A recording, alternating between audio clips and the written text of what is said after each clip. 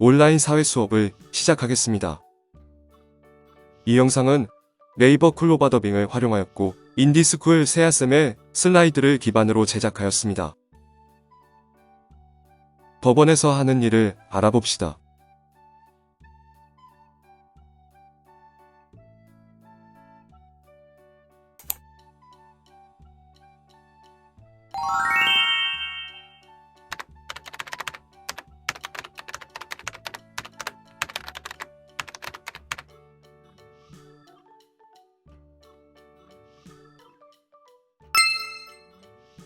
더보기 1의 영상과 교과서를 읽어봅시다.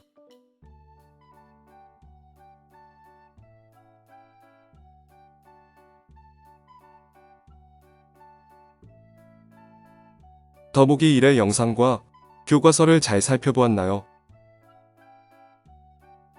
더보기 영상에서 전두환 씨가 재판을 받기 위해 출석한 장소는 어디였나요?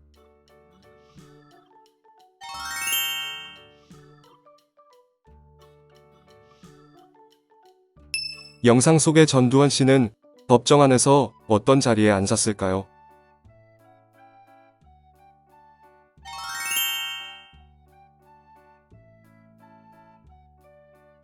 피고인 전두환 씨의 혐의는 무엇이었나요?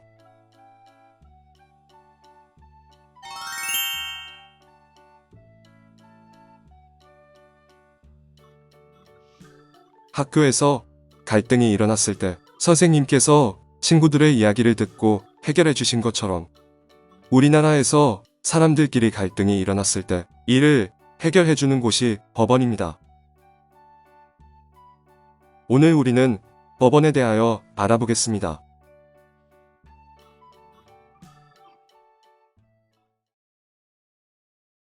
법원은 법에 따라 재판을 하는 곳입니다. 사람들은 다툼이 생기거나 억울한 일을 당했을 때 재판으로 문제를 해결합니다. 재판은 법원이 하는 가장 중요한 일이긴 하지만 항상 재판으로만 다툼을 해결하는 것은 아닙니다. 다툼의 당사자들이 서로 양보하고 타협하도록 설득하고 권유하는 조정과 화해 역시도 법원의 임무입니다.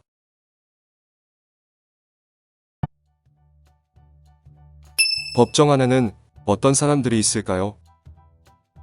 교과서 62쪽 법정에서 재판하는 장면을 함께 살펴봅시다.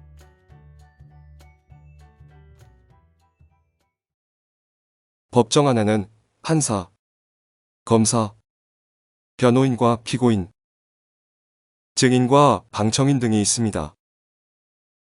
법정 안의 사람들은 어떤 일을 하는지 정리해 볼까요?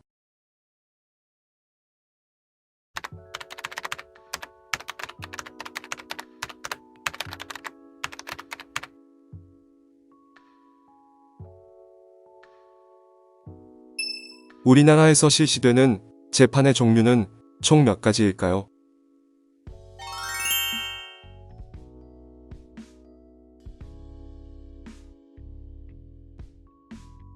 재판의 종류를 알아봅시다. 국민의 생활에서 발생하는 권리 또는 다툼을 해결하려고 제기되는 사건에 대한 재판은 민사재판입니다. 층간소음으로 인한 피해 보상이나 악성 댓글로 인한 명예훼손 등이 민사재판의 사례에 해당합니다. 사회 질서를 어지럽히는 범죄 행위를 처벌하기 위한 재판은 형사재판입니다. 형사재판은 검사가 법원에 재판을 청구하고 피고인에게 유무죄 여부를 판단하고 유죄인 경우 그에 합당한 형벌을 정하는 재판이라고 할 수 있습니다. 가사재판은 가족이나 친족 간 다툼이나 일반적 가정 사건에 관한 것으로 이혼 소송, 결혼 문제, 부부간 재산 문제나 친자 관계 확인 등을 다룹니다. 소년 재판은 19세 미만의 소년이 범죄나 비행을 저지른 경우에 형벌을 내리거나 보호 처분을 내리는 재판을 말합니다. 행정재판은 국가 또는 행정기관의 잘못으로 국민이 권리나 이익을 침해당했을 때 행정기관을 상대로 잘못된 행정처분의 취소나 변경을 청구하는 재판입니다. 선거재판은 선거 무효와 당선 무효를 다루는 선거소송 사건에 대한 재판을 의미합니다. 마지막으로 헌법재판은 헌법재판소에서 법률이 헌법에 어긋나는지와 같은 헌법에 대한 문제를 해결하는 재판입니다. 교과서 63쪽을 통해 법원에서 하는 일을 다시 한번 알아볼까요? 첫째, 법원은 사람들 사이에 다툼이 생기거나 억울한 일을 당했을 때 이를 해결해주는 일을 합니다. 둘째, 법을 지키지 않은 사람에게 벌을 주어 사회 질서를 유지하게 합니다. 셋째, 개인과 국가, 지방자치단체 사이에 생긴 갈등을 원만하게 해결해줍니다. 법원에서는 재판 외에도 등기와 가족관계 등록부 일도 담당하고 있습니다. 더보기 2에 대법원 어린이 누리집을 방문하여 법원이 하는 일을 자세히 공부해 봅시다.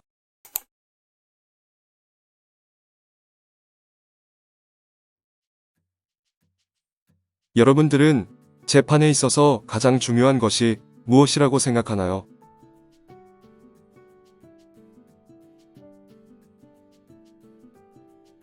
재판에 있어서만큼은 억울한 사람이 생기지 않도록 공정함이 무엇보다 중요합니다. 교과서 64쪽 법원에서 공정한 재판을 위해 어떤 노력을 하는지 함께 살펴볼까요?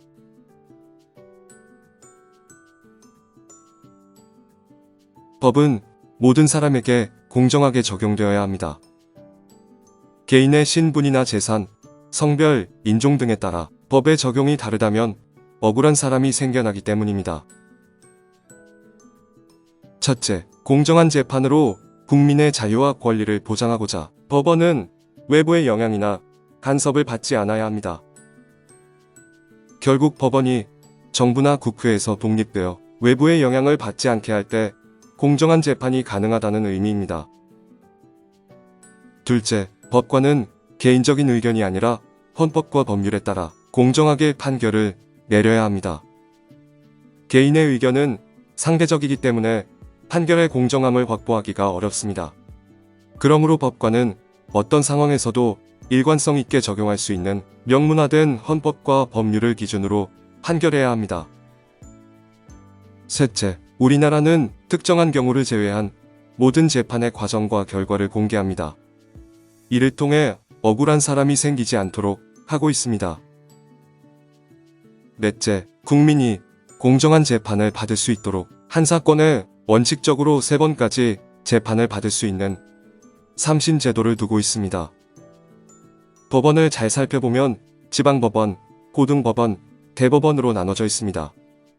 이와 같이 법원 간의 재판 순서와 위아래를 두어 한 사건에 대해 여러 번 재판을 받게 함으로써 공정한 재판이 이루어지도록 한답니다.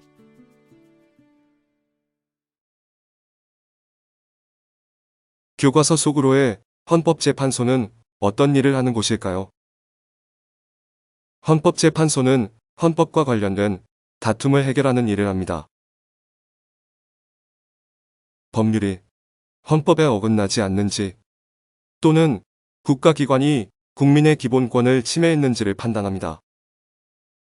교과서 53쪽 국민주권의 의미를 학습할 때 다뤘던 유신 시절 긴급조치의 위헌 판결 사례를 다시 한번 떠올려 봅시다. 그리고 헌법재판소는 대통령이나 국무총리와 같이 지위가 높은 공무원이 큰 잘못을 저질러 국회에서 파면을 요구하면 이를 심판하는 일도 하고 있습니다. 2017년 3월 10일 국정농단에 따른 국민주권주의와 법치주의 위반, 대통령 권한 남용 등의 책임을 물어 박근혜 전 대통령에 대한 파면 결정을 내린 바 있습니다. 이 밖에 정부가 민주적 질서를 어지럽히는 정당 해산을 요구하면 그 여부를 판단해 정당 해산을 결정하기도 합니다. 헌법재판소에서 대통령 탄핵이나 정당 해산과 같은 중요한 결정을 내릴 때에는 9명의 재판관 중 6명 이상이 찬성을 해야 합니다. 영상을 멈추고 더보기의 영상을 살펴봅시다.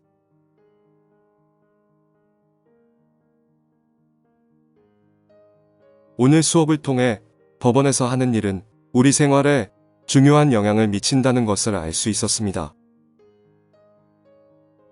오늘의 학습 내용을 총 정리해 볼까요?